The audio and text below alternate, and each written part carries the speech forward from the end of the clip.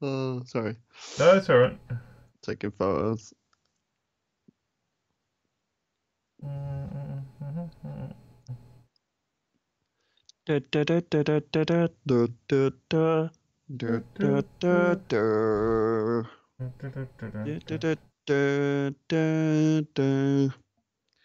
Judy broke the internet. I did break the internet. The internet is breaking me.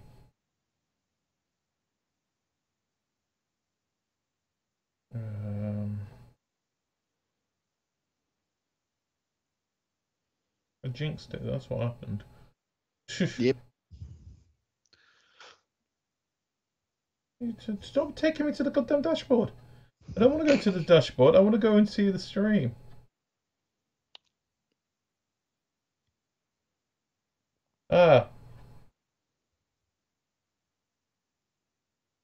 Press saying something, mate.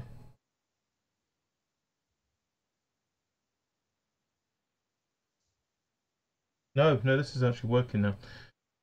Right, okay. Let's see if it's working properly when I switch over to the actual podcast. That's not sounding frustration.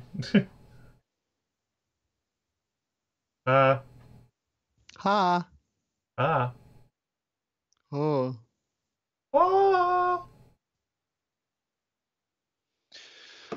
I think it's working. Yeah, it's working now. Fucking hell, it took us time, didn't we? Anyway, yes, let's do this. So, Yay. As always,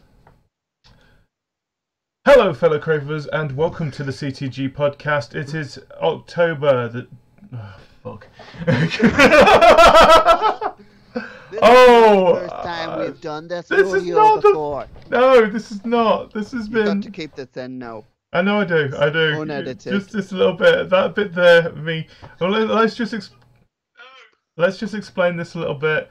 This is what I'll take number 3. Shall I do this? You do the intro for Hello, once. everybody, and welcome to the CTG Podcast, where, as normal, as usual, we are probably on our 3rd attempt to streaming this, because, as normal, it never goes well. It never goes according to plan. Oh, we're professional and professionals. Which is great about most live programs and stuff like that. And us being British, we thrive on things going wrong. Yeah, it basically makes our days. But yeah, so it's October 2018, it's episode 169. As always, you have me, GD, and you've got my co-host. I am Ryan. How are you, mate? I am all right. Yes. Oh. Oh. The last time you asked me, which was like 80 seconds ago. Yeah, I know. Everything is slowly. I don't know what's happening with my camera. It's having its own little moment at the moment, but who gives a shit? So, mate, where do we start with this?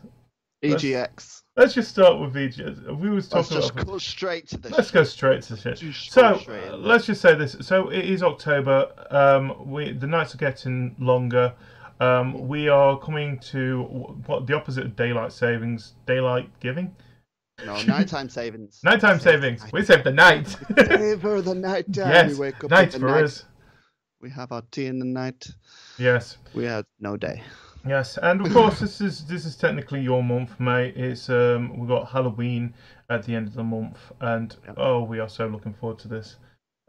Which we will talk a little bit more about in a bit. But first, let's talk about what we did at the end of last month. It was EGX. We all met up. We all met up. We all met up. Let's go this. Most of us met up. There was We met up in batches. batches.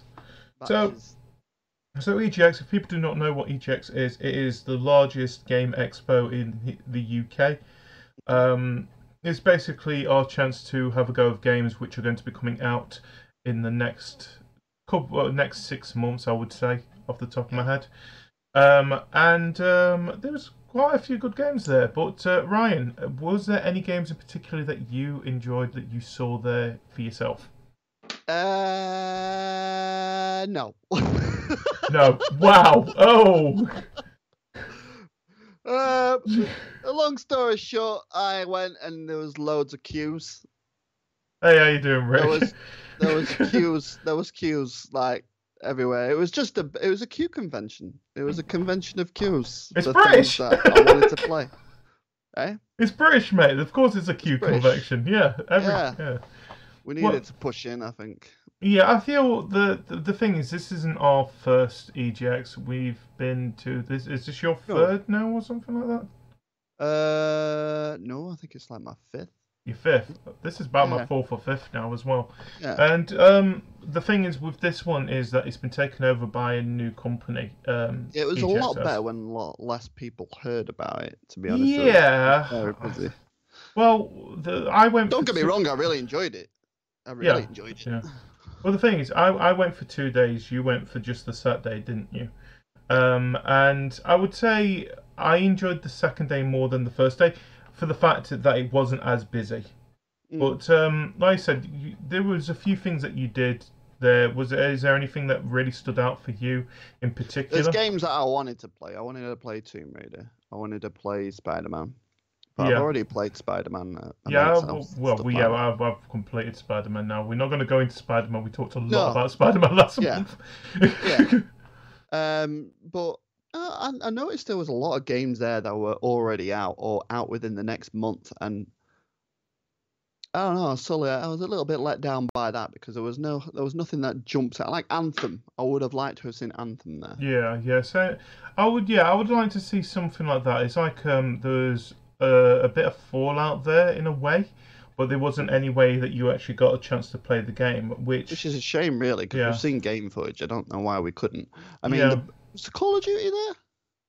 I think so. But then that's out now anyway. Actually, thinking of it, that's a good point. I don't think there was Battlefield or Call of Duty there. There probably was, and we just didn't really actually look for it. No offense to they're not really games that actually kind of stand out for me. Thinking, the first thing I want to go through there, I want to go and play Call of Duty Black Ops 4. But no, they probably were there, but they probably weren't actually as stood out as much as they possibly did. I think the game that really took people back was that Metro Exodus was there. Yeah. And a game which I'm going to talk about in a bit was there as well, which I'm happy that I had a go of a little bit. But I think the biggest surprise for both of us was that Sea of Thieves. Yeah. So we both went to a they were doing the podcast, weren't they? Basically. Yeah. Where because when we went, I think the Forsaken Shore, is it Forsaken? Yeah, Forsaken Shores. No, sorry, Forbidden Shores. Forbidden Shores. Yeah, Shores. No, Forsaken is Destiny 2. I'm just not so sure. Yeah, one of them. Yeah. But the Forbidden Shores had just come out on the couple of days before we went to EGX, and I think none of us actually had a go of it at that time, or we had a brief go of it. But they ended up talking to us a little bit about the actual expansion that had come out, and also what they're actually got plans later down the line. Which the thing that shocked me the most about it was that it's been 6 months since that game's been out now. It seems longer, doesn't it? It does. That's what they said as well. It does feel a lot longer, yeah. But I think one of my favourite things, if I can find it, I think I've got it down here. I think you've got yours somewhere. I gave mine away. You gave yours away? Yeah. Oh, wait, did you give it? I gave mine away to a bigger Sea of Thieves fan than me. Oh, did you give it to Matt? No. Oh, okay. But yeah, the one thing that we really enjoyed while we was there was that we got given still one of my favourite things from EGX. This Sea of Thieves notebook with the pencil and the map. Oh, tilt it back a bit so you can hit it. I think it is. Is that better? That's it. There you go. Yeah, that is a map on there. It's a little bit dark, but. And of course, on the other side as well, you got. There you go. You see it better when you tilt it to the right. Oh, this way. No, tilt it to the right. How do I do that? That's not going to help. You don't know your left and right, do you? No, I don't. That's right. Well, we can see it anyway. Yeah, so you got a nice thing, and more importantly, like I said, you got the pencil as well, which I really love. I got them to sign mine at the time. I got two. I got Joe, three sheets. Did you get the Craig. picture inside it as well? Which inside. one? There's a picture inside. Was it in the back or? Yeah. Oh, look! He didn't even. Oh no! Face for him. Oh no! I didn't get a picture. Yeah, you did. Everyone got one. I didn't. It's either at the front or the back. Oh, is it in the front? Yeah. It's actually in the book. It's not separate. Oh, that picture. That picture you're on about. That is, yeah. Did you not know that was in there? I did not know that was in there, mate. No. Yeah, look how wicked that looks. I know, that is a beautiful picture. But like I said, we got this. Yeah, you go ahead and say it, mate. We got that, and we got a code for, what is it, a figurehead. Yeah. For the Perfect Dark game. Yeah, so, this is the third figurehead that they've done based on the rare games. So they've done one for Banjo-Kazooie. Yeah. Which and of course the Perfect Dark, and they've just brought another one out which isn't available for everyone yet because I think it was released at I think it was PAX West, no, it was I think it's New York Comic Con. Yeah. Right. Yeah. And it's Killer Instinct. Killer Instinct. It's the skeleton from Killer Instinct, which I don't remember the name of. Why do I break stuff? Because it's me, Kev. That's what I do best. Jess says I'm taking credit for finding the picture, so it was Jess that found it. It was Jess found it. Okay, it's a nice picture. I'm happy that I found that, but not that you find it. Well, I didn't find it. Well, Jess found it. Yeah, but yeah, that was a surprise with the Sea of Thieves thing because they weren't actually planning to come to EGX. No. I think was it last minute, pretty much. It was a weekend, yeah. Yeah, it's basically that the fans said, no, you really should be coming here. You're a UK developers. Why are you not? They've been there as well before. I mean, Rare have been there before. Oh, so yeah, of course, yeah. They didn't. Well, the thing is, I think it was for the fact that Microsoft didn't really have a huge presence there this year. They didn't. And that's probably why I was luckily interested in things, but... Yeah, well, they had things like if you went to the Assassin's Creed Odyssey booth, it was on the Xbox, and they made sure they kind of said that this is running on our system, but they weren't actually there as a booth this year, which I kind of understand why, because they had a choice. There was another convention down in London the week before, which was Rooster Teeth, which no offense, they would probably go to Rooster Teeth because there's such close ties with that company because of the Red versus Blue series in particular. Yeah. But I feel like that was a big miss from it. I think it would have been nice, but still, it was a really great weekend for us to go down there. Was there any other games that you spotted yourself that you were interested in? No. No, that was pretty much it. Well, there was a lot of indie games there. I can't really remember a lot of them, but I mean, I wanted to have a go, but there was queues for everything, even the indie games. Well, especially the more popular ones. I think there was one game that on the Sunday that I went and played, an indie game itself, which I'm just getting my notes up. That I did take. I took a few notes. Yeah, go ahead while I'm doing this. Jess has just said Kingdom Hearts. I was about so Kingdom Hearts 3 was there, wasn't it? Yeah. Yeah. How the hell did we forget that one?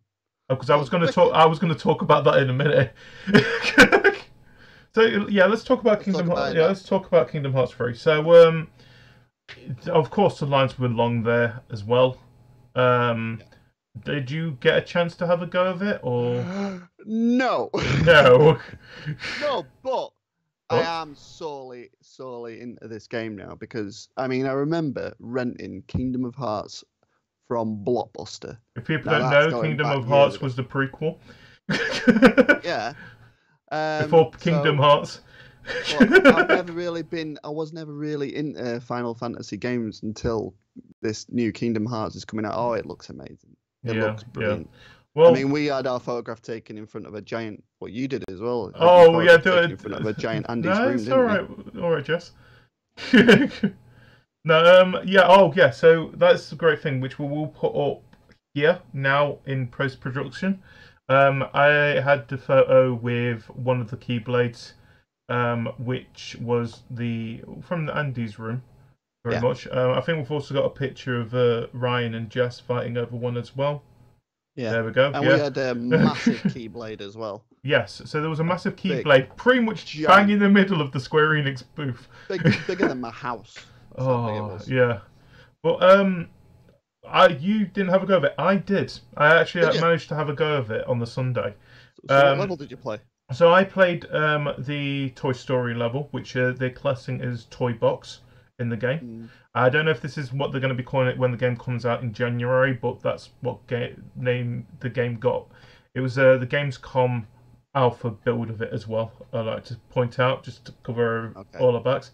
But yeah, so I ended up having a go of it. It was more focused on the story side with this one, because you had a choice of two modes. You either had the Colossus one, which was more focused on the fighting, or the Toy Box, which mainly focused on the story. Yeah. And of course, I'm more interested in the story than anything. And plus, no offense, I've played Kingdom Hearts, most of the games that are available. I've been to Hercules' land too many times now. I don't need to go back again.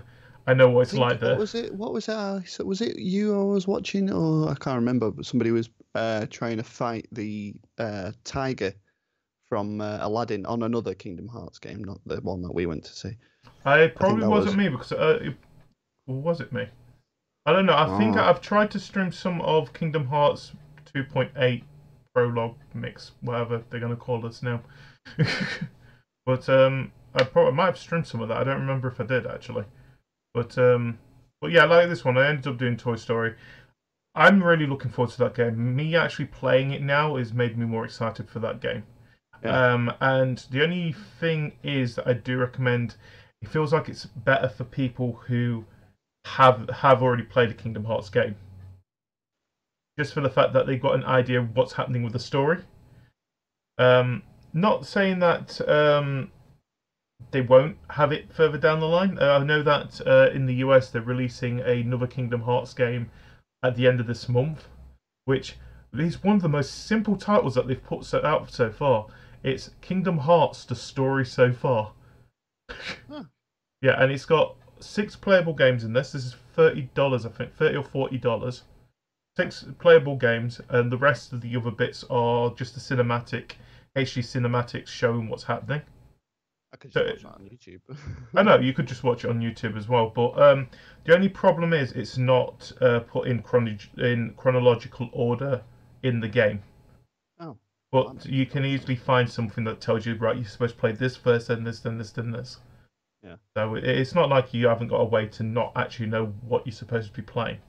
Yeah. But like I said, this game has about 12 games now, and it's up to its 3rd in its main title. And it's out on Xbox as well. Yeah, so yeah, this one's going to be coming out on Xbox and PlayStation. I'm not sure if it's going to be coming out on PC, but I wouldn't be surprised if it does. And it is coming out January the 29th next year, that we know of. And I think we've seen that it's got Monsters, Inc. They focus mainly on the Pixar stuff this year. Yeah. Well, no, you got Pirates of the Caribbean as well. Oh yeah, well the thing is they've had Pirates of the Caribbean before. I think the main focus on the newer stuff is mainly the the Pixar thing. So we've seen Monsters, Inc. and we've seen Toy Story. I wouldn't be surprised if we see probably some Finding Nemo and probably a little bit of WALL-E in there as well down the line. Oh, nice one. But then we'll see what happens. My only fear is that they don't know. They put High School Musical in there. That does not need to be there. Then again, who doesn't want to go and fight some? Oh, beat Zac Efron up. Yeah, let's beat Zac Efron up with a Keyblade. But High School Musical, is that really in there? No, it's not. Oh. I'm just saying that I'll be surprised if it was. They kind of stay away from the Disney Channel stuff, don't they? It's mainly focusing on the stuff that everybody can see. But I'm looking forward to it, and I think it's I enjoyed the series so far, so I'm happy that people are getting excited about this game, because it has been a game that we've been waiting for quite a long time now, and it's now actually coming out next year, which is great. So what games have you been playing recently then, GD? Come on then, let's talk about the games that we've been playing. What, recently, or because there's one more game I do want to talk about from you, go on then. There was an indie game that really did take my attention, and it is called Wargroove, which is from the Chucklefish, who brought us. I'm trying to think, what did they bring us? Starbound. Starbound. They brought out. So it's. Have you played any games like Advance Wars on the Nintendo? No, you haven't. I was going to say, have you played Advance Wars on the Nintendo? Have you played Fire Emblem? No. Well, either way, it's a turn-based strategy game, but it's using pixelated characters in it. And the point of the game is that if you beat the opponent's captain, then you win the game. But the thing is, you basically take over certain like towers and barracks and stuff like that to make it so that you can build your army better. Right. And you also get more money so you can buy more people to come into your army. But it's hard for me to explain it. All I'm saying is that I've really enjoyed it. It's coming out on Switch as well, which I'll probably end up buying it on, but it's also coming out on the PS4, Xbox One as well, and I think it should be coming out on the PC. They said that there's no release date yet, but they are going to be trying to get it out this year. But it's definitely a game that if you do enjoy things like Fire Emblem, Command and Conqueror might be a good thing, but you want more of a cartoony vibe of Command and Conqueror. It's definitely a game that is worth picking up when it comes out. But yeah, that is definitely something that really caught my fancy there. But that is pretty much it. Like I said, we saw Metro Exodus there as well, which I didn't have a go of. The lines were definitely too long for that. Yeah, the booth was massive for it, wasn't it? Yeah. They had its own building. Oh god, yeah. We played Super Mario Party as well. Oh, that was fun. Which I did really well on that. You did really well. So who was it? It was me, you, Jess, and Doc, wasn't it? Or was it Tat? Yeah, that's right. Doc. No, it was Doc. No, Tat watched, didn't he? So we ended up playing 5 games of it. We did what they're classing as the Mario fun in it. Oh, yeah. And I really loved playing that. I think I enjoyed that. But then again, I enjoyed the Mario Party series anyway. I didn't play 10, just for the fact that I felt like it was a bit too, let's work together. No! It's Mario Party! You don't work together in Mario Party. It's supposed to be me versus him, and then me hating him afterwards. But to a point that I ended up buying the game. You got it? I got the game, yeah. I ended up getting the game when it first came out. So I've played a couple of the original traditional designs of it, which is the board game side. My only downside with that is that I feel like it's more of a watered down compared to older games that you've had in the series. So of course there's no Bowser spaces. They've been switched to what's it called? They've been switched. They're not Bowser because Bowser's now playing in this board game, which is annoying. But Rick, I'll talk about that in a second as well, mate.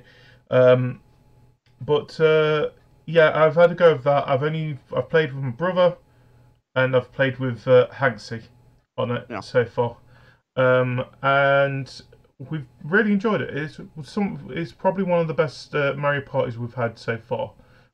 For quite a while, in my opinion, and the new game modes that they've added into it as well. I do like the river rapids thing. They basically had an idea and said, "Rod, this works in this game. This works in this game. Why not have them both together?" And they've done that. And also, they have got an online mode as well, which isn't you don't use the traditional board. It's where like the Mario Fun that we did. All right, they've got their own little multiplayer take on it. They've got their own little bits and pieces. It's sort of the stuff that you get in the mini games area, if anything. Which is, it's a good idea, but at the same time, it's look. I want to play. If I want to play online, I want to play it all together. They've never done online very well. Well, the thing is with their online full stop is because they've ended up now bringing that you've got to pay for online starting last month, and this is one of the first newest games that's actually done it. And no offense, their online sucks. Their online sucks really bad to a point that you wouldn't want to pay for it. I have, but I paid $3.99. It's for a month. That's worth me having a go of it. And even if you haven't, you can also get, I think it's 7 days trial. Like you would normally get with their online, even Xbox and PlayStation. But all I can say about their online is that they've got a long way to catch up with with Sony and Microsoft. All they need is party chat. They need a good party chat. I would say that's. All they need is party chat. But then again, I don't think they just need party chat. I feel like they need a few other bits and pieces there. It's like one thing that I get from Sony and Microsoft is one thing that attracts me to their Gold and PlayStation Plus stuff is the games that you get with it. Yeah. Nintendo doesn't seem to understand that side of things yet. The thing's okay, you've got the NES games, but no offense, I'm not out there to play NES games. I'm there to play the games that are now out. And especially now it's been a year old, this system. I'm looking at some of the games that will come out on launch, or even some of the indie games that are available. I'm thinking, I'd rather pay, say, the same amount that I'm paying for the PlayStation and the Xbox memberships. I would pay that much, and you guys can guarantee me probably 2 of those indie games that come out on your system. I would be happy, and I would be willing to pay that much for that. And I know a lot of people will do that. But instead, we've ended up getting a pretty much what is the mini NES simulator onto the Switch, which I'm not playing. I've played a few of them, but I'm not actually thinking, you know what, this is worth the £4 that I'm paying for here. They're just sort of like waiting for a bus game, aren't they? Really? Well, yeah, that and the thing is, you've got. Look, I grew up Super Nintendo. That's where my era started. And so, in other words, the NES games don't really attract me. I'm interested in them. I feel like I've got to be interested in them, especially being in this industry. You've got to always look at the history of things. But I'm not there to. I won't go out and play. No, they've moved on since then. Yeah, I mean, definitely. we've played them now, and that's it. I mean, we only play them for a little bit of a nostalgic fix. If anything, really. Especially when you've got Switch. This just came out at the end of last month. And you've got Super Mario Party, you've got Let's Go Pikachu and Eevee, which is coming out. And then, of course, you've got Smash Bros. Coming out in December. They're the games that are attracting me at the moment. And, of course, there's a few indie games. I want to pick up Undertale on the Switch. Now that's been released onto it as well. And of course, I've got Stardew Valley. You know, some of the actual big indie games that we've heard over the past couple of years. They're available on the system now. I'd rather go and play those than play the NES games that you've got in this library. Just for the fact that you're getting the same nostalgia feeling from them, but a little bit more updated because it's a smarter game than what they were. Yeah. But that's all my thought about this. At the moment, I don't think the online for the Switch is worth the money. The only thing I would say if it's worth the money is if you're playing those online games like Splatoon 2. It's like, what's it called? Even Fortnite. That's about it. It's good for it. It feels like Nintendo has pretty much got my arm behind my back and saying, you want to play online now, you've got to pay us. And I know that they've warned us before the system came out. Yeah. It just feels like you're twisting my arm to do this. While you've got, like I said, with... it's not selling you, is it? It's not. There's nothing there that's really saying this is worth the money. The only way you're saying this is, especially after having a year with the system of the online being free. Yeah, the only reason I'd be into getting a Switch is just to play the Nintendo games themselves, and there'd be one player that wouldn't be playing like Zelda and Mario. Yeah, well, then again, I would say some of the indie games that are only available on the Switch are worth the money as well. But like I said, I'm not buying the system for the fact of its online play. I'm going to play on my own. That's the thing is, I'm either playing on my own or I'm playing with someone who's sitting next to me. That is my couch co-op system, if anything. The thing is, I don't really care if I'm playing against. No offense, it's a Nintendo. It's still got that kiddie feel around them. The 10-year-old who's, I don't know, on the other side of the world. No, it's definitely. I mean, I really enjoyed Mario Party when we were all playing it together. So it'd probably be like invite your mates round, have a few drinks, have a few laughs. I don't think I'd get the same feel if I was to play that online, especially if I've not got party chat as well. Like I said, I've tried playing online. It just you definitely do not get that feel. But then again, I've not got that many friends who have got a Switch. Really, I think the most interesting things at EGX weren't even game related. No, what would you say was your most interesting thing? Well, meeting you guys. Oh yeah, of course, it's always a pleasure to see you guys. But, it's always a pleasure. I think this was a better turnout for CTG. Really, we had a hell of a lot more people show up than we did last time. You saw Kev's face. Saw Kev's face. Which, for some weird reason, photos just a good-looking chap, isn't he? I know. The only problem is the cameras don't seem to pick his face up that well, does they?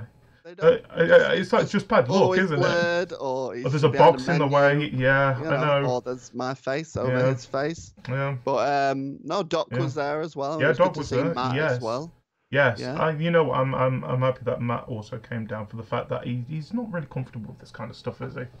Well, but I mean, I look forward to seeing him again in the future. Hopefully, if we were doing it again. I didn't see Hanksy and Heavenly. The only other person that was a huge surprise for me, because we kind of knew we were going to see Kev at EGX. I think we knew about so many months. Yeah. It didn't really dawn to us. We never actually saw Jen's face before either. No. Well, I've never seen Jen. I mean, you play more games with Jen than I do. Siege. So. I play a lot of Siege with him. So did you get to meet Jen then? Yeah, we got to meet Jen. I wasn't expecting him to look how he looked. Honestly, it kind of because you're used to him being the quiet, deep voice. I'm thinking, I've got a kind of idea. No. So he doesn't look like Beaker from. Unfortunately, he doesn't look like Beaker from the Muppets. But he's still keeping the Beaker look. I'm gonna be honest. Oh. It's good to just like meet up with everybody, and that's why I like going to EGX. Is meeting up with everybody and then like going for a few drinks and talking about what we've done at EGX. And I think we sort of run around like headless chickens when we're there, don't we? We don't. Well, it kind of feels like it's all kind of. It's the thing is we don't really get to meet each other in person that much. And I feel like it's one of the most comfortable places that we do get a chance to, because it's surrounding us around stuff that we've all got in common, and that is gaming. Mm-hmm. And as much as that it can feel very packed at times there, especially, like I said, I think next time if we do something like that, it might be easier for us going down either in the week or on the Sunday. But Saturday is usually the busiest time for the actual... but the thing is that can be good. I mean, we can get all the cosplayers and stuff like that. I mean, it was Jess's first experience there, and she's never really seen people walking around. She was like a kid in a candy shop. Her face was like, She went, like, the hot dog and hot dog man. The hot dog man. We don't speak of the hot dog man. I'm very jealous of the hot dog man. No, but we even got to meet Santa Claus. I'm just thinking the hot dog man when she went for high five and just went to grab her. Or was it she was doing that and it just grabbed her hand? I thought, that was awesome. I don't know what that means. No. I don't give a damn if that is the best. I think that is the best way of doing that. Screw the fist bump stuff. Now that is the way of doing things nowadays. No, but that didn't even happen at EGX. We met a dirty, trumpy Santa Claus who was quite keen on Doc. Yeah. I heard that. Outside for a cigarette. Yeah. And then, some guy who was wanting to, I don't know if he was wanting to break into the Weatherspoons that we were at or not, but he was very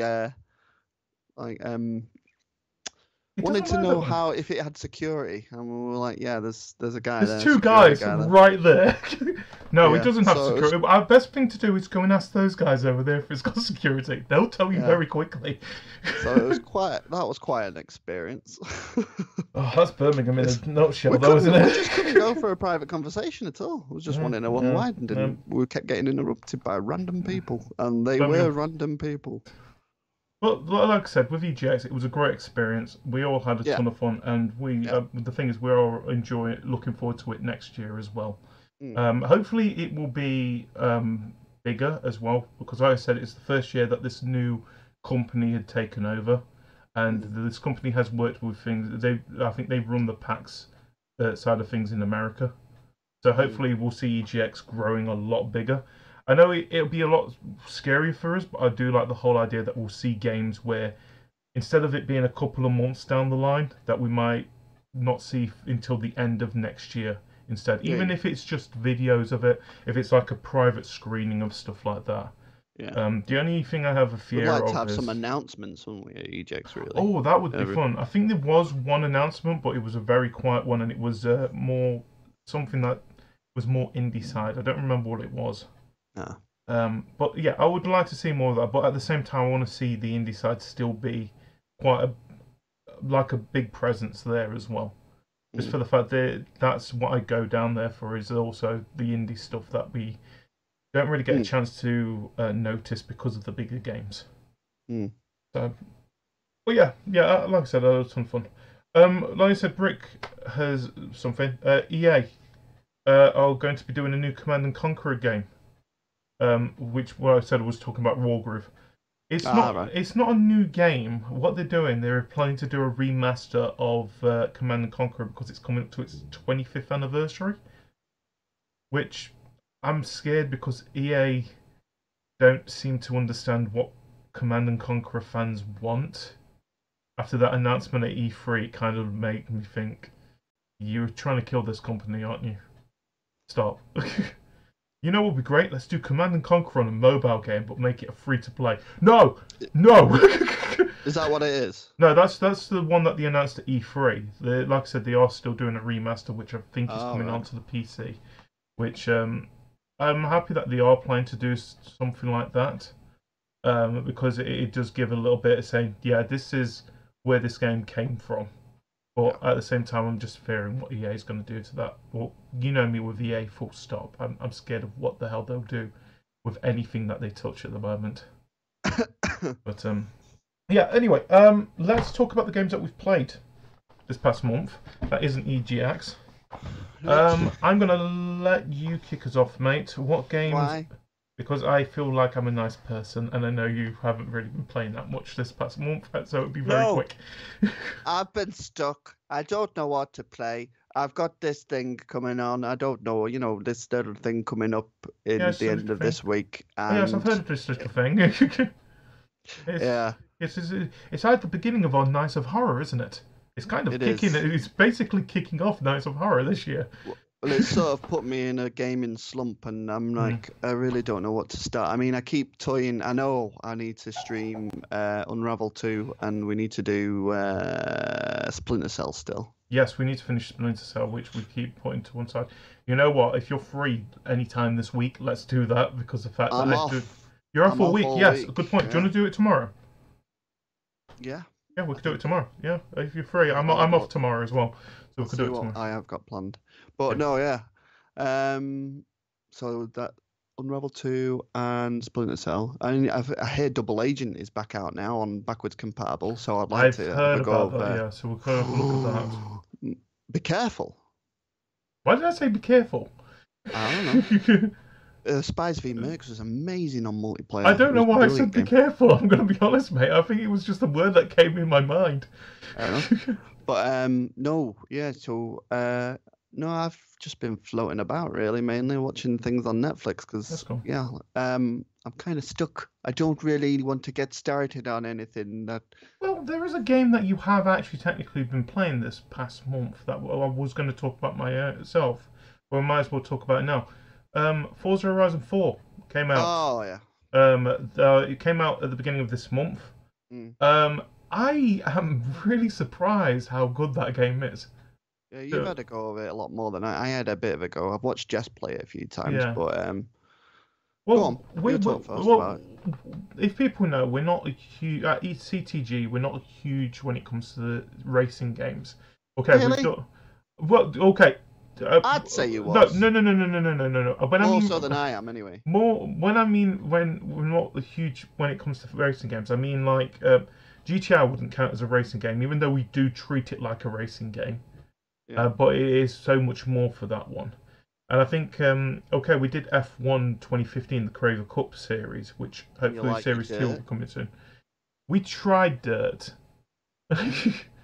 And I got angry with Dirt. That's the best way of putting that. Glad I didn't get that game then. No, well, it's on Games Pass anyway, mate. Oh, is it? Yeah, so that's why we ended up playing it, was for the fact that it was on Games Pass. Great. And of course, like I said, Forza Horizon 4, which is also on Games Pass as well, which is the reason why I did end up playing it in the first place. And you know what? I've fallen in love with that game. Really? Yeah, to a point that it's now making me think that it should be in my top 5 at the end of this year. Really? Yeah, and this is. I think this year is probably going to be the toughest year for my top 5, just for the fact there's been so many brilliant games that have come out. Mine's the complete opposite. Mine's going to be tough to do, but it's because I don't like any of the games that have come out. Yeah. Okay. Oh, sorry. One sec. There we go. That's better. But yeah. Anyway, let's go with Forza Horizon. So, if people don't know, it is set in it's supposed to be set in Britain. And northeast. Northeast, yeah. So Scotland, just under Scotland, yeah. Yeah, that's where it's kind of got an idea of it. But its biggest mechanic that they've added into this from other Horizon games is that it's got a seasonal weather system in it. And it's made a huge change. I've played other Horizon games before this. I mean, the only one I haven't played is the third one, which was set in Australia. This one, they really have worked on the whole seasonal side of things. So, like, for example, when it's spring, everything's rainy and it's muddy all the time. Summer is beautiful. Sunny weather, probably the smoothest tracks you're going to get. Probably very dusty tracks as well. Autumn, same. It's sort of like springing away, but you know what I mean. We know what we like. More orange, yeah. We've seen what outside looks like. We've seen outside, and of course winter, which I'm going to be honest is probably the least, what's it called? Realistic. British. Yeah, least realistic when it comes to Britain is because it's snow. Basically soggy, wet. It's no white whatsoever.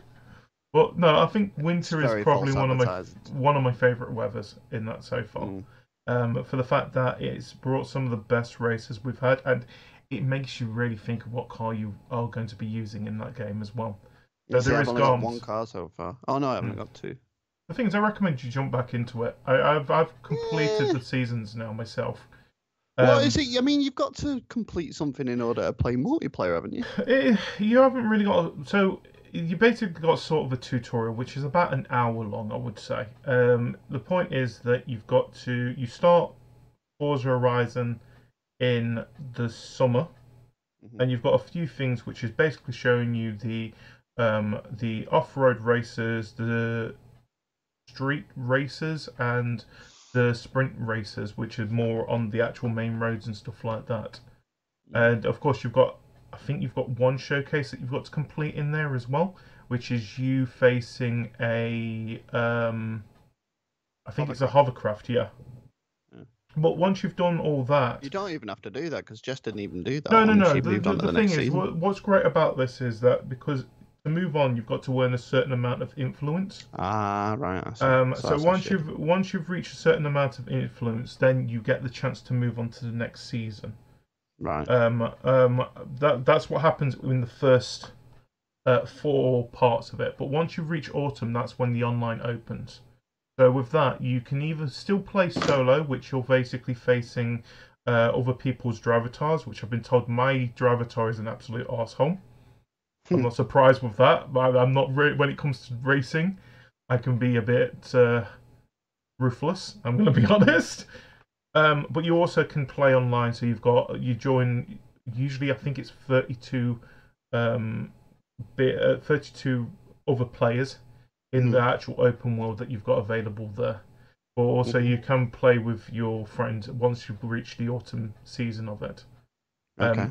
The only problem with that is, for example, if you went into autumn, I would have to join your game. You couldn't join my game because I'm further ahead. If you understand what I mean. I understand. I just don't think it's a good idea. No, because the thing is, it's kind of, because, like I said, it follows influence. It doesn't follow what you're actually really doing. The good thing about the influence is you don't just get influence in the races that you do. You can gain influence in the open world as well. Yeah. So, if, for example, like if you start doing a chain, say, like if you go speeding or on the wrong side of the road, or you're doing a few near misses, you start a chain, and once that chain is complete, you can get influence from that chain. All right. So, in other words, I just don't understand why the steering races. wheel is on the other side yet. They've flipped over the roads. Because there's still Americans that don't understand what the hell's going on. You could know because you're still playing with some American cars. If you actually notice, some cars do that, some cars don't. It depends on what kind of car you've got. The thing is, they try and keep it. The thing is, with Horizon, there is still that amount of realism in the game that they can do with the Forza, but it's not as realistic as the motorsport side of things. I think that's why I enjoy the Horizon side of things, is the fact that it's still got that arcadey feel to it, and the whole thing that you're racing just random streets. You're not racing on a track, and that's what kind of puts me off with the Forza Motorsport series, is that it's all track-based stuff, if anything. Yeah. This is more of, hey, do you want to race around the street? Here you go, have some fun. Yeah, we're in Britain this time. Go and have some fun. Yeah, you can go through that lake. You know that brick wall there? Don't worry, they don't use cement in Britain, I've learnt. Let's go through the wall. But you still can't go through the goddamn tree, as long as it's fake. And those bloody sheep, yeah, they're indestructible. Why? Because they're Welsh sheep. But, yeah, it's... Welsh sheep up by Scotland. I visited. They have sheep in Scotland. Not Welsh sheep in Scotland. They could. They might be migrating. Horizon's going to cart Welsh sheep into Scotland. I visited Edinburgh Castle, which was kind of cool. Yeah. But when I played it, I was mainly just, I don't know, I was just obviously seeing what it was like. Yeah. And I found most of my time was spent trying to escape the map so I could visit the rest of England. But obviously, I forgot it was a computer game. And yeah, you can't do that in computer games. You can't exit maps. You can't exit maps, mate. No, you can't. All I can tell you to do is, mate, get through to the autumn thing. And when you get into the online, I'm sure I've got to autumn by now. Anyway. Good. The thing is, if you've opened up into the online, I'll join you for it, and we can have a go of some of the adventure stuff on there, which I think is one of the best modes that you've got in that game. Adventure stuff. So they've got a mode online called Adventure, and the point is that it's red team versus blue team. You can have up to 12 people in that, so 6v6. And the point is that whoever's hosting it can pick certain races that you can do in there, which you can. So what I like about it is that you pick a race and then a circle appears around that race you've picked. You can't pick any races in that circle. So you've got to pick one further out. The reason why they do that is because in between the races, they have a free roam sprint, which is you've got to race to the next race. And you also gain points for racing to the next race. Yeah. I see. That's kind of cool. So, but yeah, they've got all that kind of stuff open, and of course you can have whatever season you pick pick what kind of class you want with it as well. And also, what kind of people can have like they won't have custom cars in and that. No. You can tune your cars up, but the thing is, the better you tune a car up, the higher the class it will be. So, for example, I've got two Ford Supervans, which for Supervan Transits, which if people don't know what they are, like where you see like the Royal Mail come through, the actual vans themselves. Mm-hmm. That's what that is. So I've got one which is classed as an A class, and I've got one which is classed as a S1 class. Of course, S1 is higher than an A. The only You reason drive is a post van. I do actually drive a Royal Mail postman in that game, and I know that no, and also I've seen Twisted. He's got a RAC van, and I've seen someone have a Pornhub van as well. So you still got that customization side of things as well, where you can design the decals on the cars itself, Yeah. which I think is one of the best features in that game still, and that's something that they've brought along through the Forza series for quite a while. But it's definitely so you might have the same kind of car, but it's more of the decal, and of course it's about the tune-up as well. And like I said, the higher the tune-up, the higher the class car will be. So for example, if I started an adventure, and I say, no, we're only doing D-class cars, then you can only use a D-class car. If you haven't got a D-class car, you can technically what they class as rent a car. Okay. So that will be available for you to play. Of course, there's still a few bugs with the system, but they're more than likely they've been updated. It's more of a software update for those games, which can be changed, and I know that they'll be working on those for the fact that Forza is still a huge part of the Microsoft. Yeah, I definitely think I'll have to play it with you, man, because you lost me a car. You lost me a car. I do recommend. The thing is, we'll have a proper go of it, and I think you will definitely enjoy it, because if you enjoy the GTA races that we've done, this is the adventure side of thing you will definitely enjoy as well. So, but yeah, right. I highly recommend Forza Horizon. Other games, other games that I've played. So I've also been playing WWE 2K19. So it's not a huge surprise for me, is it? No, I think I watched a part of your stream, and it was sort of like your guy was getting changed in the back of a van. Yeah. So a series. And then you sort of had like a free roam bit where you could roam around the changing rooms. Yeah, that was a bit different. So what it is that they've got the usual thing. It's like any sports game. This WWE 2K19, they've focused less of it being a simulator and more about it actually being fun. Okay. Which is what I feel is one of the best things. So I ended up doing 2 streams so far. I did a stream when I ended up getting the game on the Friday, which I didn't talk, so you probably won't see that when it comes. You won't see that. That one's not coming out. We tested Big Head mode in it. One of the funniest things I've ever seen in that game. We had Seth Rollins versus Triple H in the Big Head TLC match. And we did a Hell in a Cell triple threat with Oscar, Ronda Rousey, and Shayna Baszler. Who, if you don't know who Shayna Baszler is, she is a former NXT champion who is still in NXT at the moment. I think she's facing the NXT champion Evolution at the end of this month. Not a clue. Yeah, but so we had to do that, and then the streaming part that I did was what is classed as my player. So the point of my player is that, of course, you create your own player. My player is called Bugsy in the game. Which is one of my original before CTG characters I've brought back for this. Oh, okay. And when you go into my player, you've got a couple of modes that you can do. You've got the Road to Glory, which is its online side of things, which has also got factions and stuff like that. You've got what they count as ladders, which is more like a gauntlet match, if anything. Okay. In there, and of course, the mode that I've played is my career, which is one of the best career modes I've seen in a long time on this, and I've just started this. Yeah. The point of my career is that you take the role of whatever character you've made, but you'll be known as Buzz throughout the game because it's all voice acted as well, which is great for a WWE game. You don't usually get that. The only thing that's not voice acted is sometimes when you're talking with somebody, you're not talking, but they're talking still. But your character still has a voice as well in this game. Okay. Yeah, so the point of it is that you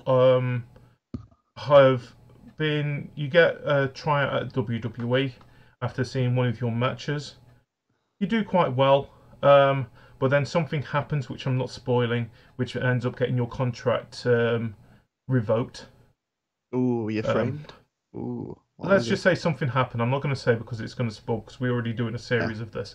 So in other words, you're going through the indie side of things to get into the WWE, which is a good side of things, especially when it's when its cover star for this game is AJ Styles, who basically has made his way through the WWE the same way is through the indie side of wrestling. Okay. And when is Resident Evil Remaster coming out on PS4? Any ideas? Yes. We'll talk about that in a second. I'll just talk about this one more bit. There's also something called 2K Showcase, which is following the story in WWE of Daniel Bryan, who, if people don't know who this guy is, he basically he's been in WWE for about quite a while now. Well, he's another person who's made it through the indie circuit as well into the WWE. But I think it was I would say about 2-3 years ago, he ended up having to retire from wrestling because he had too many concussions. Now, other people said that he could still wrestle. So but unfortunately, he was still under contract with the WWE. So, because of WWE's medical team saying that he can't wrestle because of these concussions, he wasn't allowed to wrestle. Okay. Until I think it was about a year ago, he was said, no, we're going to clear you, you can wrestle again. So because of him basically keep working and working to try and get back into the ring. And so in other words, the showcase is showing his history through the WWE up to the point where he is now, which is great. The thing is, that's what I love about it. And the point is that you're supposed to do, you'll play some of the matches that he had in his history, but you've got certain points in there, like objectives in the match that you've got to do. For example, you've got to do a running strike to your opponent who is facing you on the turnbuckle and stuff like that. Right. So it basically so that you're technically still doing what happened in the match. Yeah. But you're actually doing it.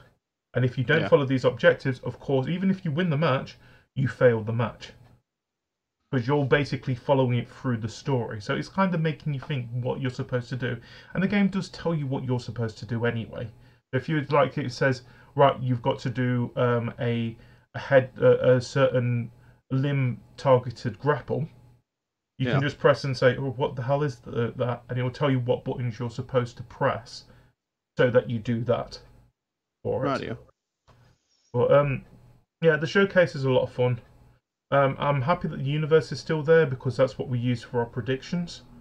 Not fully had a go of that yet because I'm probably going to get that ready for the end of the month for WWE Evolution for the WrestleCast with me and Hanksy.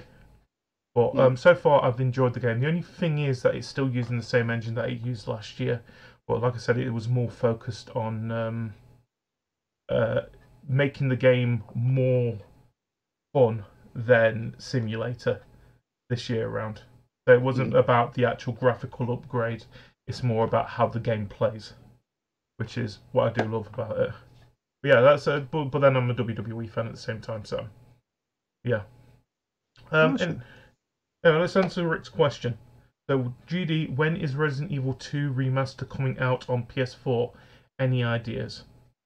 So, I do. It's coming out next year. Which is, if I can get the list up. There we go, because I've got my thingy list as well, which is helpful. I think it was February, or was it March? It's one of the games I haven't got on my list. Where are you, Resident Evil? Have we got any horror games coming out for Halloween? Yeah, we've got one game that I'm keep an eye up, which is Call of Cthulhu. It comes out on the 30th of October. Which is here we are. Yeah, so Resident Evil 2 comes out on PC, PC, PS4, and Xbox One on the 25th of January. All right. So yeah, the end of January is going to be a ton of fun. I'm just looking at some of the games that we've got here, mate. So we've got Kingdom Hearts 3 coming out on the 29th of January. Travis Strikes Again, No More Heroes coming out on the 18th, which I'm looking forward to. And then looking at the year after, we've got Dead or Alive 6, Trials Rising comes out in February. Not year after, the month after. Anthem, Throwdown 3, Days Gone, Metro Exodus. There's a lot of games. But yeah, the game that, like I said, it's coming out the 25th of January for Resident Evil 2. But yeah, there is one game that I saw that is coming out horror related, and that's that Call of Cthulhu. But it seems more actiony than horror. If people don't know, it's a very Lovecraft. It's Lovecraft focused because of it being called Call of Cthulhu. Mm. And I think the point of it is that you're basically a character.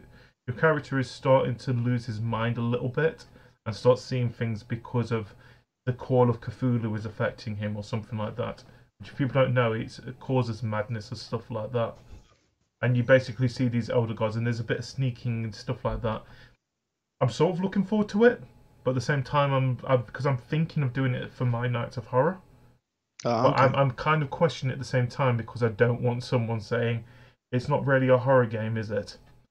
You see, I might have a few issues with that. Yeah. I don't know. Are we leading on to the streaming? What we've got planned? Yeah, let's talk about that now because I'm sort of done with my games that I've been playing. So let's talk about that. So October is usually the time when we do our Nights of Horror. Mm-hmm. So we have got a couple of things. We're not fully ready on certain areas of it at the moment, but there is one thing that we do know, and that's how it's going to be kicking off this year. Ryan, do you want to explain to us what is happening? Is it 19th to the 20th? So from the 19th to the 20th, I will be streaming from 8 o'clock all the way to 8 o'clock. That's PM, by the way. 8 p.m. to 8 p.m. 24 hours non-stop for Mind. Charity. For Mind. Yes. For charity. And this is why I said it's quite interesting, because obviously the first game we're going to be playing isn't even a horror game. It's just that I have created a horror-themed game. If you remember a while ago, I created a Christmas special playlist for GTA. So that involved basically a little Christmas story that made no sense whatsoever, but it was just basically for shits and giggles, really. Made me read it. I made you read it, and you'll be reading the next one. I know I'm going to be reading the next one. That's my role in these kind of things. I've got to be the narrator. See, I type it out thinking this will be funny. What can I make GD say? That's pretty much what Crave Your Game has got to nowadays. Is what can we make GD say? GD say. So, I've done it again, but only this time it isn't a Christmas special. It's a Halloween special. Yeah. So everything is Halloween related or themed or not even related in Halloween whatsoever, but still pretty freaky, crazy, very crazy. Very crazy? Very, very crazy. This is one of the most daftest bloody playlists I have ever created. I've shown you some of the... I've seen some of it, yeah. You had a few sneaky little testers and stuff. Of course. I can safely say that tractors are involved. Oh, please, not on many tunnels. Purposely involved this time. Okay, that's good. So we have a tractor obstacle course at some point. Oh, I'm looking forward to this. We've got lawnmowers. Yes. We've got a lot of chaos and destruction. Basically, we're going to have a lot of people swearing on this playlist. It's a normal night for me, then. Yeah. But yeah, so along with that, we've got the horror theme playlist for GTA, and then after GTA, where all the laughs and all the shits and giggles have all gone, that's when everything starts to kick off. I will be streaming Emily Wants to Play 2 straight after that, which I am not looking forward to. Somebody thought it'd be a good idea to spend 2 hours on each game. I have never spent 2 hours on Emily Wants to Play. I think I was quite lucky to spend an hour on Emily Wants to Play. I'll be starting it from the beginning again, because I'm stuck at where I am anyway, so I'll probably get up to the same point as last time. Yeah. So, do you want to just give us a quick rundown of the games that you've got planned? The list I've got games. Am I still here? Are you still here? Yeah. Right. Okay, dokes. Let's have a look. What have we got? My games and apps. So I have Emily Wants to Play 2, GTA. Yep. And then I also have Friday the 13th. Which I'm definitely looking forward to. The thing is, we might be doing Friday the 13th twice in this year's Nights of Horror we'll talk about that later. But yeah. But the main point is this 24-hour thing. That's what I'm trying to point out. What was it? The one with the serial killers? Dead by Daylight. Okay. Got Dead by Daylight. Left 4 Dead 2. Left 4 Dead 2. Oh, yay. Have you got Left 4 Dead 2? I have got Left 4 Dead. We keep every time. Me and you have played. No, we haven't, because every time it comes up, you say, "Have you got Left 4 Dead 2?" Yes, I've got. Where is it? It's over there. I can see. I can actually see the case, but I'm not going to reach for it. I have got Left 4 Dead 2. So, amongst that, we've got Ghostbusters, the computer game Ghostbusters for the 360. Yep. Limbo, Murder Soul Suspect, Uncanny Valley, which was bloody weird. It's a weird pixelated game. It's just bizarre. Final Station, Slender: The Arrival, State of Decay 2, Zombie Army Trilogy, and Project L. Which I still don't know what Project L is. No. But all I can say, it cost me 79 pence. Fair enough. So we're going to see what kind of horrors 79 pence can cover. Oh, mate, oh, God, I just realised what game I probably could do. Which really did shit me up now. It's got you walking around an insane asylum, which is a lot like Outlast, but I can't really do Outlast because I've sort of smashed that game at pieces. We've done both of them to pieces now, haven't we? Yeah. So, I mean, a lot of those games I've played before, but Project L, that'll be a new one for me. Slender, I've seen other people play. Yep. Final Station, I've seen you play. I've played a little bit of it, and I sort of got bored. But It's got horror-esque to it, but it's not really one of those games where it's like a scare to it. It's really? More, I'm thinking, obviously, I can add more to this list anyway. Yeah. And there's no particular order. It's basically whoever's available to play certain games at certain times. Yeah. So I've got the single-player games there for when it's pretty quiet. This Murder Soul Suspect I've started. I'm going to start from where I left off. Yeah. Which is going to throw me completely because I can't remember where I left off. Well, if you don't remember where you left off, then it might be a good idea starting from the beginning, mate. You really think so? I really think so. I remember the beginning quite slow, but all right then. I'll do that. I would say if you don't know what the hell you're doing, then you don't want to be there for about 15, 20 minutes wondering what the hell was I doing and then getting frustrated with it. All right, fair enough. But of course, like you said, this is for Mind. Where can they donate?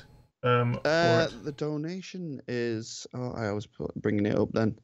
Originally I set a target for £50, and I did quite well. I'm going to donate on the night. I'm just saying that I'm donating. Yeah. But so it's www.justgiving.com/fundraising/capital R. I don't know if that matters. Ryan McGill.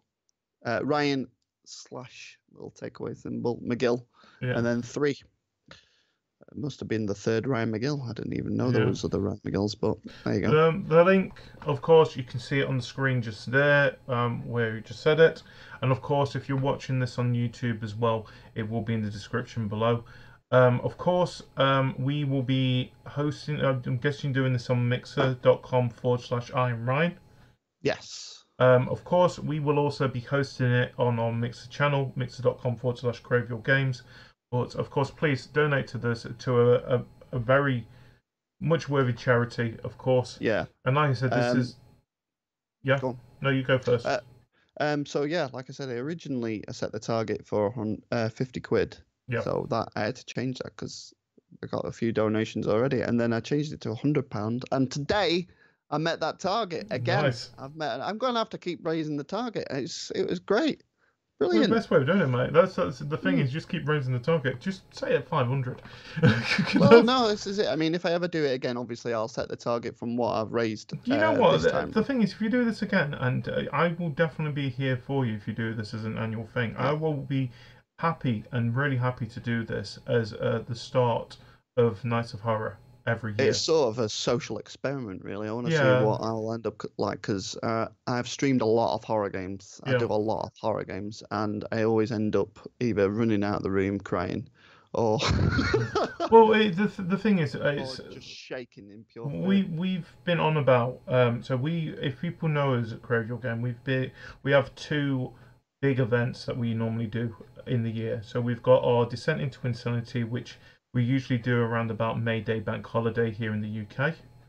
Yeah. And we have our Nights of Horror, which this is our 4th year of doing this. And the thing is, the one thing about Nights of Horror, we don't really have a charity side to it. But we've been wanting to do a charity side to it. So this is something that I'm definitely really happy to add into the Nights of Horror side of things.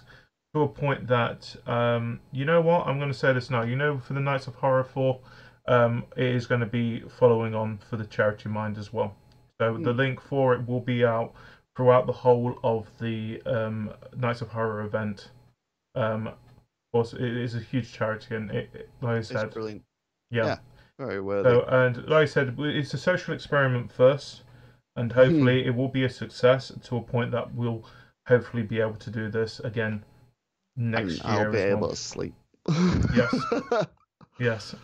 So we'll see how it goes. Of course, like I said, the link for the fundraising page is just down below for those on YouTube, and of course, on the screen. It'll be on the screen again at the end. So, talking about Nights of Horror, well, like I said, we still have a few things that we're looking into. We can tell you that Doc is definitely going to be doing a Night of Horror this year. Do we know what game yet? We do. We kind of do. He's playing I don't remember the name of the game. Let's just go with this. There's a popular horror game that's been coming out this past month, which is on PC. Is it gonna make him scream like a baby? It is going to make him scream like a baby. Oh, I don't think I've heard Doc scream before. Oh, I've heard you scream. Of course, you've heard me scream. That's why I'm thinking there's 2 games that I might do myself. There's Call of Cthulhu, which I'm still thinking I might not do. And you remember one of the one-shots that I did a while back, which is the one that made me scream. The alien one. Not Alien Isolation? Yeah, no, not Alien Isolation. The little grey man that haunted you. Shadows 2. Oh, is that for Xbox? No, it's on PC. Oh, it's only on PC. Oh, fair enough then. I might actually do that again this year. I might go back to that, even though it's a very, no offense, it's a shitty game. It's a game that fucking frightens the hell out of me. You find most of the shitty games are the ones that scare you the most. Games, yeah. So yeah, we've got that. I know that Hanksy's going to be doing some VR. Fantastic. We are hopefully going to get to do some VR as well. And of course, we will be doing multiplayer games throughout I think out of the week that's leading up to it, I think we've only got one day where we'll be doing something different, just for the fact that we've got a WrestleCast to do near the end of the month as well. So, but hopefully more details will be out this week. Well, it's got to be out this week, things, because it's starting on the 19th. Yeah, we'll keep you guys informed of what's happening with that. All we could say is keep an eye on cravethegame.proboards.com and also on our Twitter handle at craveyourgame. So yeah, that's a horror talk. So what have we got left to do? We've got 2 more things to do.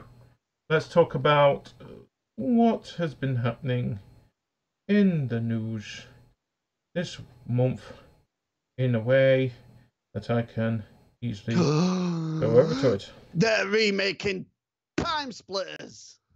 Yes, they are. Well, they have. Have they actually confirmed that they are remaking Time Splitters yet? Don't tell me they're not. Well, I've been told. I thought it was confirmed. Well, they haven't really confirmed. Last time I heard about it, was that the Time Splitters assets have now been bought by THQ Nordic, who also run the original, which they run, it's Deep Silver side of things, Dambuster Studios. Which, if people do not know what Dambuster Studios, it's a Nottingham-based gaming studio, but basically it's what Free Radical is now. So the original people who made Time Splitters have pretty much got the Time Splitters assets back from Crytek. So there is rumours that it's being worked on, but there has nothing been actually said yet. Well, look, if THQ has bought it, they're going to be working on it, aren't they? It's like another game that they ended up buying, Kingdom of Amalur. They ended up getting that as well. We talked about it last month a little bit, but not much has really been said about it at the moment, which I'll be surprised if there was anything said. This month's gone very quick. Yeah, it has, a little bit. Let's talk... I'm going on to the news and seeing what's the hottest thing at the moment. Red Dead Redemption 2 is coming out this month, mate. Oh. Yeah. So they have talked about the file size today for the Xbox One. Mm-hmm. Looking around about 88 gigabytes for this game. Damn. This is going to be huge. In other words, it's a map month. Yeah. I really do feel sorry for that guy. So the things we were expecting, it's going to be a huge game, aren't we? It's nice to see that. I'm still not really bothered about the game. I'm going to be honest, mate. I'm more bothered about it. I'm not going to get it on release date. No, same here. I won't be doing that. But I am intrigued in the main campaign. That's the thing with me. It's like with GTA, I never actually completed the main campaign. With me, it's more what's happening with the online. And I think that's why I'm looking and thinking I might wait a couple of weeks for the fact that they have actually said that the online is not going to be available from day one. I think they're doing the same thing that they did with GTA, where they're going to wait a couple of weeks for those to play the single-player game, and then the online will be available. But I'm looking at it this way. The thing is, that means I'm not going to pick up the game for another 2 weeks. Because no offense, I know the story is good for both games. It's just it's not something that attracts me. I think it'll be quite a relief to actually go on to a Rockstar game and not get killed within the first 30 seconds by somebody with a flying jet or obviously a flying jet. I'll be surprised if we see Red Dead with then again it is Rockstar. But talking about Rockstar actually, there has been some auditions that Rockstar has been asking for that has kind of given us a sign that the next game they're working on is Bully 2. Really? Yes. So there was an ad in the papers, don't remember which paper it was, which was asking for basically teenage voice actors who would be able to do a teenage voice who were doing like a delinquent type of thing, where it's going to be based around that kind of thing. But they've also been asking for people who can do teachers, like a teacher's voiceover as well for this. And nice. There was rumours that they did say that once Red Dead Redemption 2 was being released, that's what there was the next game they're going to be working on. So it's nice to see because how long has it been since we had when Bully came out? It's got to be coming about 10 years, over 10 years now. Yeah. We've got 5 years of GTA this year, haven't we? GTA 5. So they've got to be working on this game now. And I don't see them really working on the next GTA yet. Or they probably are working on it, but it's got to be in very, very early stages of that game. Oh, yeah, definitely. I mean, it seems like they're still bringing out updates for it. Exactly, and they've said that they're still going to be bringing out updates when the game's released as well. When Red Dead's released. Good. So we'll see how that goes. So, yeah, I won't be surprised if we say next year they announce Bully 2 is now in the works as well. No, nice which one. I think a lot of I'm people sure I've seen like leaked concept art for it as well. Yeah, well, I'm not surprised. It's Rockstar. They don't really. The thing is, they'll tell us when they feel like they want to tell us. They're very good at doing that, aren't they? It's like, we know you're working on this. Why not tell us? We're not ready to tell you yet. Just Just wait a bit, and then you can wait another 2-3 years because we're working on this game. Oh, I'm really hoping Red Dead 2 does work quite well, just for the fact that we've known about this game for how many years now? Quite a while. Yeah, yeah. Something else that was announced this month. PlayStation Classic. You've not seen this? Yeah, they've announced. So they are going to be bringing out at the end of this year the PlayStation Classic. It's going to cost around about £100, and it's going to have 20 games on it. So they've announced a couple of games so far, but the biggest game on that list, of course, is Final Fantasy VII. Is going to be into this thing. Okay. So I think they're basically looking at the big classic games that they had over the original PlayStation's lifespan, and I think they're kind of cashing in on the whole fact of what Nintendo's been doing with the NES and the SNES. Which, you know what, I'm happy that them to do this. The thing is, I like the whole idea that you're paying £100 for, be honest, a mini version of the console, which is. But they did that though. They brought out the PS1. Do you not remember the PS1? That was smaller than the PlayStation. It was smaller than the PlayStation, but it was. When I mean this is a small PlayStation, I mean it basically looks like the original PlayStation smaller. But I think the whole point of it is that you can play these games. If you try and play a PlayStation 1 now, you probably can't because it doesn't have that whole HDMI side of things. TVs probably will not work with it. The whole point of this is that it will be available for it. And it's not. Nintendo's kind of noticed this themselves with the nostalgia side of things, and I think now that Sony has started to see it, and of course Sega's seen it as well, and we've seen it quite a lot this past couple of years. They've realised that there's older gamers out there that do want to play these games, and these things do sell. The thing is, we know what it's like with the NES and the SNES. They basically sold out on the day, probably before the day because of pre-orders. To a point that they said, and of course, more than likely this will be on a limited time run again. But they haven't really announced what games are going to be available for it. Metal Gear will probably be on there. I would expect Metal Gear to be on there as well. Let me just have a quick check. It's just a whole. Are you able to move the controller over to the second player slot? Oh, that'd be interesting. Let me just have a quick check just to see if it has any more.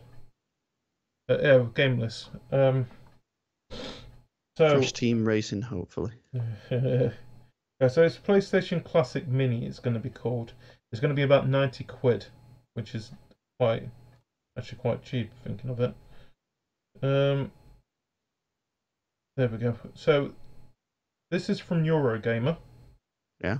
And the game list these are what games have been confirmed so far for the PlayStation Classic Mini, and like I said, we know that it's going to be coming with 20 games. So you've got Final Fantasy VII, you've got Jumping Flash, Ridge Racer Type 4, of course, Tekken 3, and Wild Arms. They've got more games that will be announced in the coming months, according to Sony. It assumes, but not confirmed, all regions, Europe, North America, and Japan, will share the same lineup. So there might be even some games on there that we've not really played. And I think it's going to be able to fit the original controllers in it as well. Really? Yeah, I think so. Alright. Yeah, I think what it is, it's basically just a mini PlayStation, but with games built into it. So, yeah, I think it should be able to fit the original controllers. The standalone system allows you to play a total of 20 PlayStation games with original controllers connected through your TV with a modern HDMI interface. So it still has the HDMI side of things in it as well. And it will be released on December the 3rd. And if you are interested in this, you can pre-order at the moment at Amazon, Base, Game, and Shop 2, or if you're in the US, GameStop and Amazon. But it's kind of got my interest, but then I've not really been. I'm sort of fully sold on the mini kind of series, but at the same time I'm not. But this thing's going to sell quite quickly. Not sure. Yeah, by the looks of things, it's using the original controllers. And I think it actually comes with 2 controllers as well. But yeah, you can actually switch the controllers. So if it has got Metal cool. Gear Solid on it, you can do the original Switch. Nice The one. other thing as well, by the looks of things, you will... The controllers don't have any analog sticks, so it's the original PlayStation controllers. And it doesn't come with a USB power adapter. You'll have to buy one of those separately. The type support is 5V, a Type A output. And another thing which I'm not surprised, because I think the NES and the SNES are the same here, you won't be able to add more games onto it via download. So the 20 games is what you get with that. But yeah, that is definitely... I'll see how that goes with that. So yeah, 3rd of December for that one. And I've got one more story that I want to talk about, mate. Go on then. So Pokemon Let's Go Eevee and Pikachu's coming out next month, isn't it? So a lot of people already know that you'll be able to link your Pokemon Go account to this game when it comes out. And the way to celebrate that is they've announced a new Pokemon, which suddenly appeared on the Pokemon Go app. It's not the Halloween Bulbasaur, is it? It's not the Halloween Bulbasaur, no. Basically, this Pokemon appeared out of nowhere, which, when you actually went to catch this Pokemon in Pokemon Go, it turned into a Ditto. So people started to wonder, what the hell is this? A lot of people thought it was a glitch, first of all. Yeah. And then Pokemon released a video about this. And it is a new Pokemon that is going to be available called Molten. And if you haven't seen it yet, I'll send you a picture of it, mate, through the thingy app. Molten. I'm typing in Molten. It's Molten. I'm typing in Molten. Is it Molten? I have no idea. I don't remember the Pokemon. New Pokemon. Let's just type in Malta. new Pokemon. No, it's Malta's a place. I know Malta's a place. Where? Meltan, not Molten. Meltan. Meltan. Actually, you search for it. It's Meltan. Okay, looks. And this, I've actually warmed up to this goddamn Pokemon. So, if people do not know what Meltan is, it's a rare mythical Pokemon in Go, which the way that you get this Pokemon is that once you link your Let's Go Eevee or Pikachu to this game, you pretty much get this Pokemon.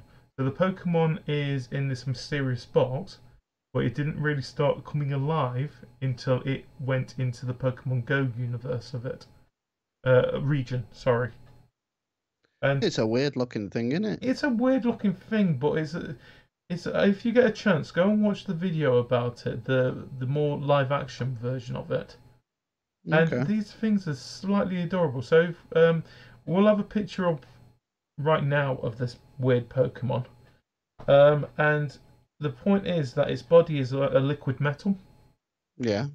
And it has got an evolved form, but they're keeping the evolved form secret. Oh, are they? Yeah. So, but I was going to say it's a little bit cute to be evolved, that one, isn't it? Oh, no, you say that. Yeah, it's known as the Hex Nut Pokemon. And no information is about it. But yeah, it first appeared when it was teased during the September Pokemon Go Community Day on September the 22nd, and it is officially revealed on the 25th. Yeah, I'm looking forward to it. It's a Steel-type Pokemon, if people didn't know that. Yeah. Well, liquid metal, podgy little... Yeah, it looks like podgy little liquid metal body with a golden... Like it basically looks like a Ditto with a screw on its head. But yeah, so I'm looking forward to that with Let's Go Eevee and Pikachu when it comes out. Levitating pupil. Yeah, it's adorable.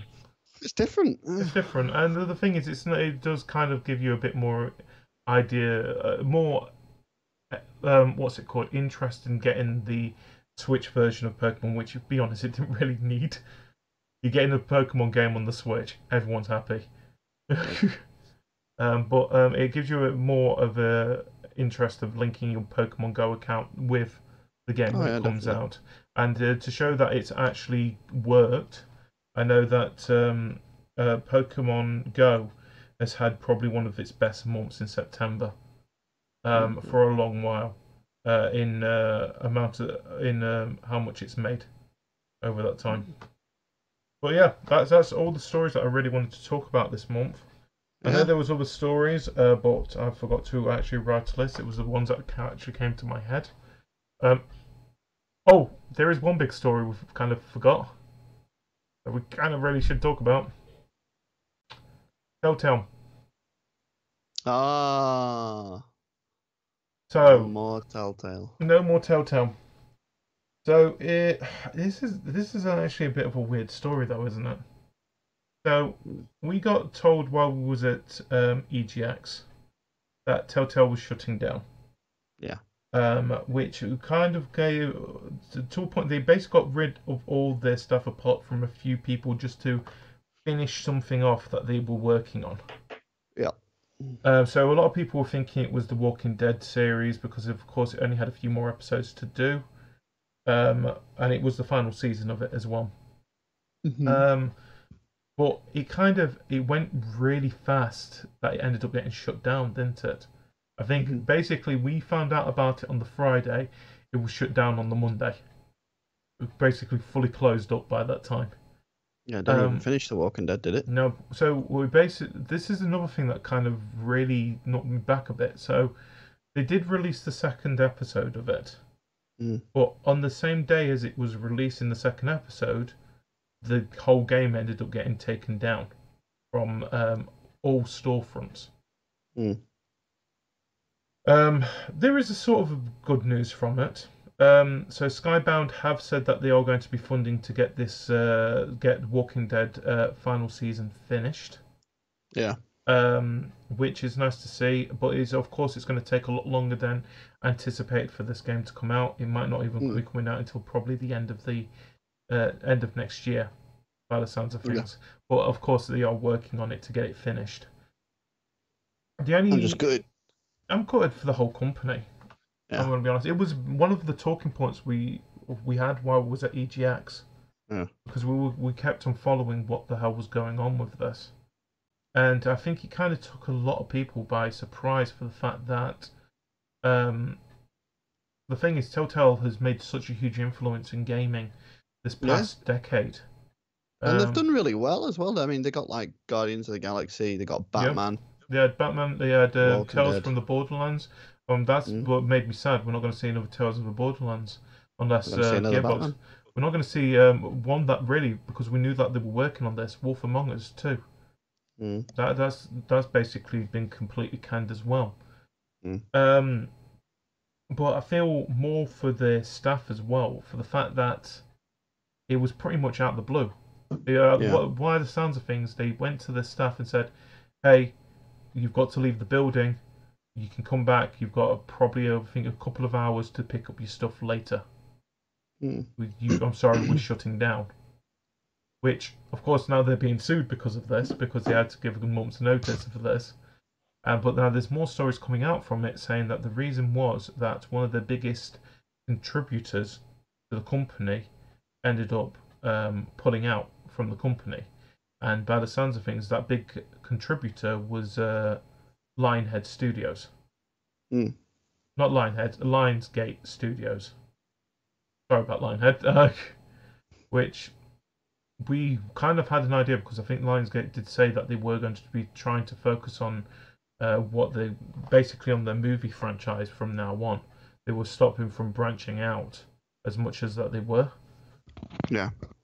And it kind of I think how much funding they probably gave to Telltale was a point that they couldn't run anymore, which is it's kind of sad because especially this current decade we've been in, Telltale has been one of the biggest indie studios that we know of, and it is sad to see them fall apart, and especially, by the sounds of things, it fell apart on really bad terms with the staff as well.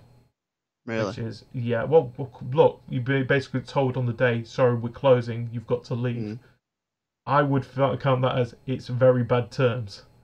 And it's nice to see that the actual developers around there have actually tried to help those who did end up losing their jobs as well. They said, look, there's jobs available here. I think like there's a lot of companies that ended up saying, no, there's jobs available, come and join us here.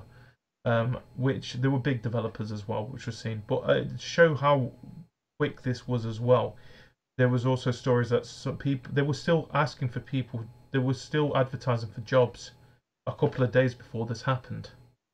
To a point that there was one developer who ended up getting a job with them, ended up moving his family to where Telltale was sited, went in and said, sorry mate, no, the job's not there anymore. So he ended up moving all the way to where this was, to a job that he thought he had, and then the job wasn't there. Yeah. Which, it also kind of gives a bit of a picture of the actual game development as a whole, though, at times. Because this isn't the first time we've had this. I think this year we've had some major studios close their gates. Capcom Vancouver is another one that wasn't even a couple of months ago, who did a Dead Rising series, ended up shutting their gates as well. Oh wow, I did not know that. Yeah. So the best of luck for the people who did lose their jobs at Telltale, and of course at Capcom Vancouver.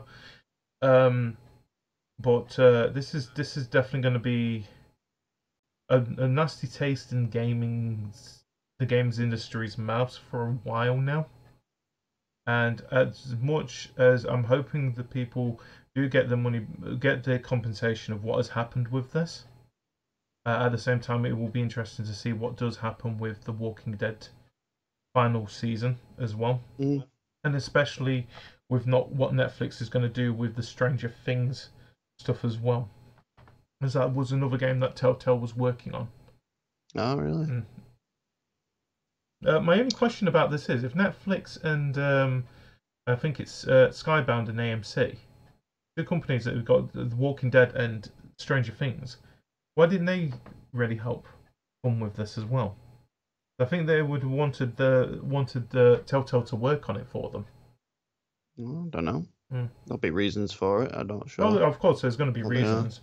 But it could be that they didn't really have the funding to say, yeah, we'll do this for you. But, yeah, it's heartbreaking. Either way. Hopefully we'll get more information what happens with Telltale next month as well, that we can report on. But at the moment, it's, really, really bad time. It's horrible to leave it on a sad note there, isn't it? But yeah, it's something that we did really need to talk about as well, because that was the big talking point this past month. Yeah. Anyway. Yeah. Let's talk about games that are coming out. So, is there... why am I saying this? I know there's one game that you're looking forward to. Red Dead. Yeah. Yep. Red Dead Redemption. Red Dead Redemption. I think we've already talked quite... do you want to talk a little bit more about it before I pick what game I'm looking forward to? No, go ahead. No, talk a little bit more of it while I bring the list back up, mate. All right. Okay. Apparently, it's that realistic that horses' balls shrivel in the cold. Why? Why is that a talking point? I have no idea. That's the thing. One minute. Stop. This is the thing that you can tell that Rockstar is a UK-based company.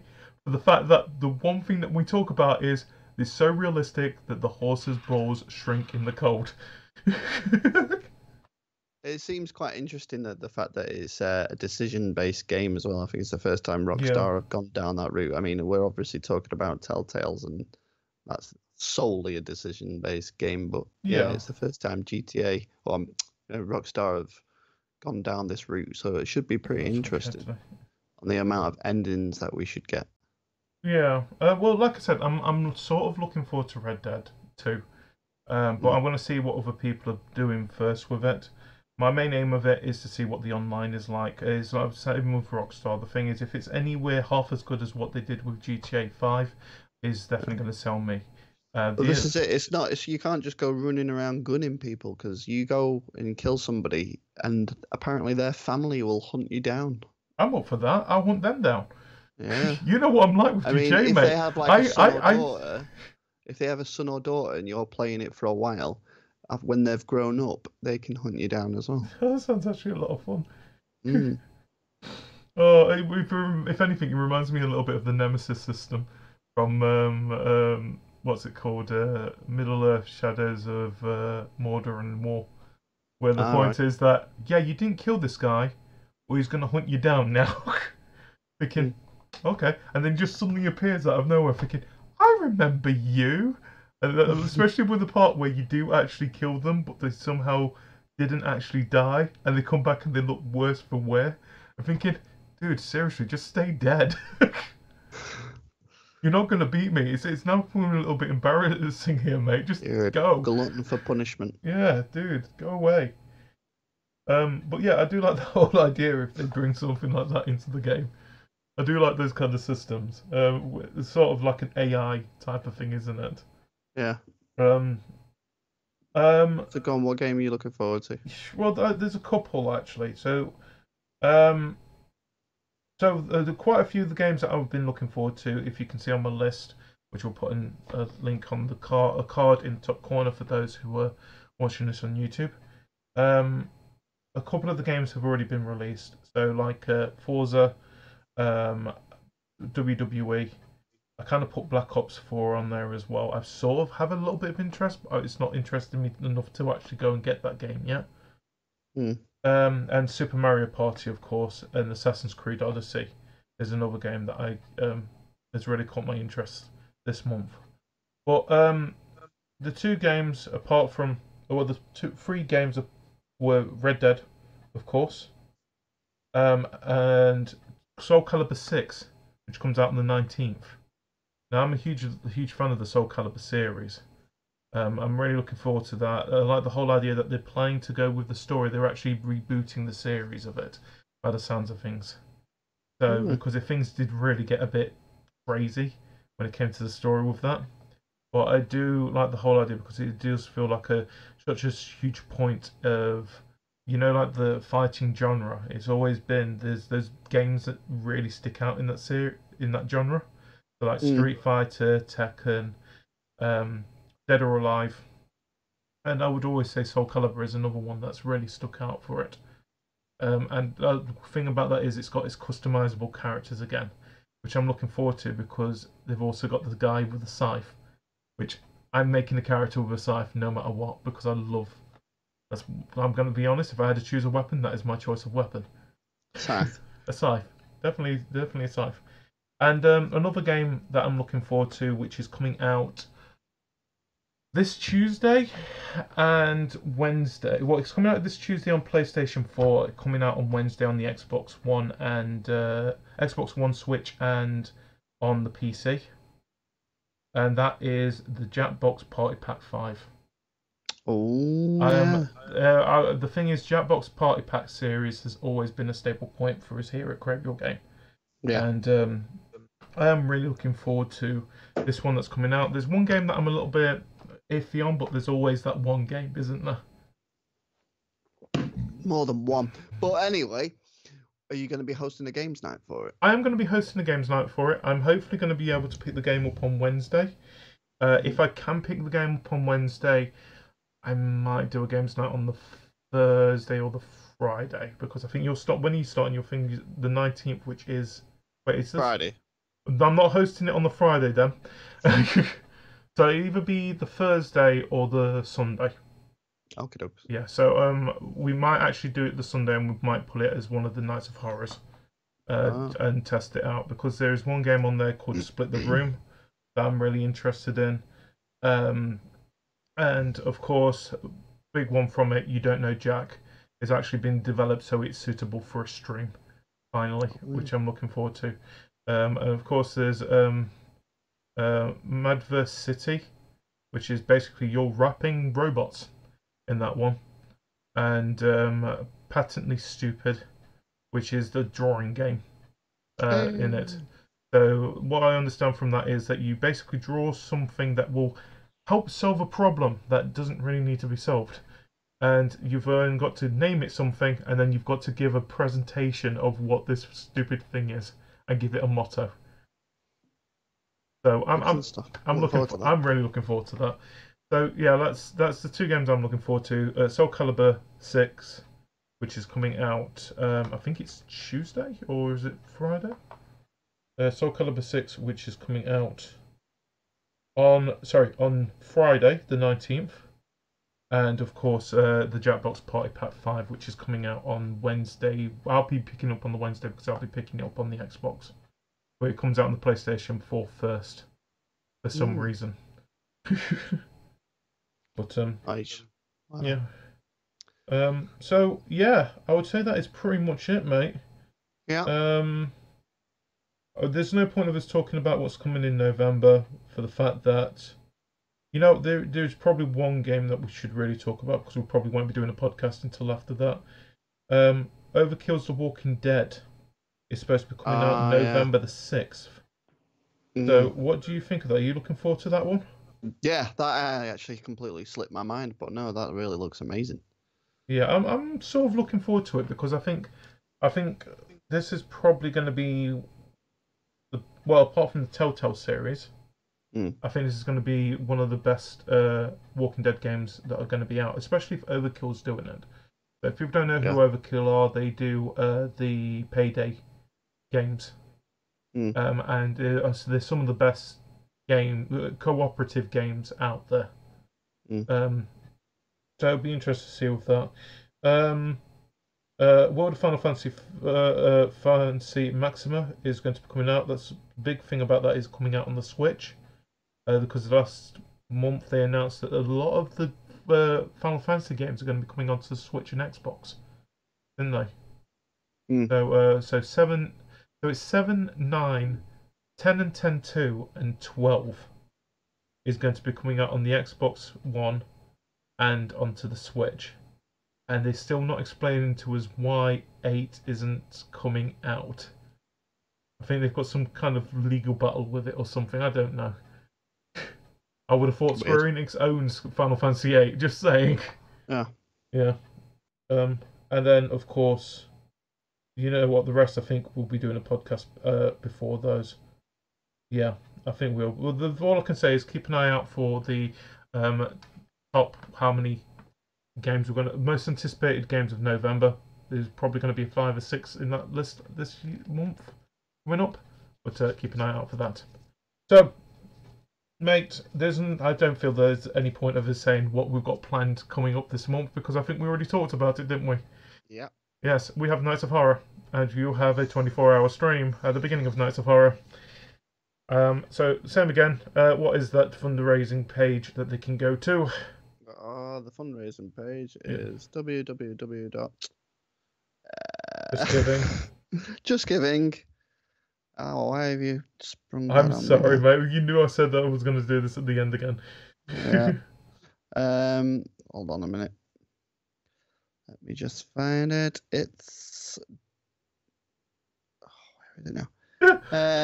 justgiving.com/fundraising/Ryan-McGill3. There we go. So yeah, if you can go there, you can donate to Mind, which, like we said, is going to be for 24 hours, and of course we will be advertising it throughout the whole of the Nights of Horror series this year, of course. Please give to it. Every penny counts. It's worth it just to see me screaming. It's worth it just to see him scream. Just go and see the screaming. And I've of course got to do Shadows 2 now as well, by the sounds of things, which I'm really looking forward to now. I'm not going to last an hour with that. I couldn't last half an hour. I'm so not looking forward to that. I will be watching that. So yeah, hopefully later this week we'll give more time to what we're actually going to be doing for the Nights of Horror. But of course, keep an eye out that for at Crave Your Game, of course. At Crave Your Game. That's our Twitter handle. It sounds weird, doesn't it? I think you're slowly falling asleep. I am slowly falling asleep. Yes. So, of course, if you want to catch us, you can catch Ryan at mixer.com/I'm Ryan. Of course, that's where he'll be doing a 24-hour stream as well. You can catch me, you can catch at twitch.tv/GDW2007, mixer.com/CraveYourGame, youtube.com/CraveYourGames, and cravethegame.proboards.com, and of course at Crave Your Game. And yeah, I think that's pretty much covers it all, doesn't it, mate? Yeah. I think anyway, we're done. This podcast is longer than we thought it was going to be. Yes. So Ryan, thank you for joining me for this month. Yeah. We will be back next month for some more gaming news, games that we've played, and of course games that we are looking forward to here at the CTG Podcast. Until then, thank you and goodbye, everybody. Bye. Why am I? Oh no, it is working. Just find out.